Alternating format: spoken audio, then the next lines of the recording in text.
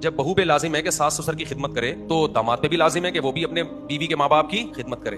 دیکھو خدمت دونوں پہ لازم ہے, لیکن خدمت کی جو نیچر ہے نا وہ مرد اور عورت کی نیچر کو دیکھ کے متعین کی جائے گی. مردوں کی خدمتوں کا انداز کسی اور طرح سے ہوتا ہے, عورت کی خدمت کا انداز کسی اور طرح سے ہوتا ہے. عورت رخصت ہو کے آپ کے گھر میں آپ کی فیملی کا حصہ بنتی ہے, پھر جب سب رہتے ہیں تو سب ایک دوسرے کا خیال کرتے ہیں. مرد باہر کے کام کرتا ہے اور عورت گھر کے کام کرتی ہے. اب عورت آپ کے گھر میں رہتی ہے, اس کا صبح شام آپ کے ساس سسر سے واسطہ پڑتا ہے. ہم کہیں کہ اس نے 3 گھنٹے آپ کے ماں باپ کی خدمت کی ہے, لہذا مرد کو چاہیے سسرال جا کے وہ بھی 3 گھنٹے بیوی کے اما ابا کی خدمت کرے. یہ پاگل پنے کی علامت ہے. مرد کو چاہیے کہ جب اس کے ساس سسر اس کے گھر میں آئیں اور ساس اپنے داماد سے پانی مانگے تو داماد پر لازم ہے اخلاقی طور پر کہ وہ جائے اور ساس کو پانی پلائے. ہم دونوں پر لازم کرتے ہیں, لیکن دونوں کی خدمت کا اسٹائل مرد اور عورت کے فرق کی وجہ سے کیا ہے, چینج ہے. مرد کی خدمت کسی اور طرح سے ہوتی ہے, عورت کی خدمت کسی اور طرح سے ہوتی ہے.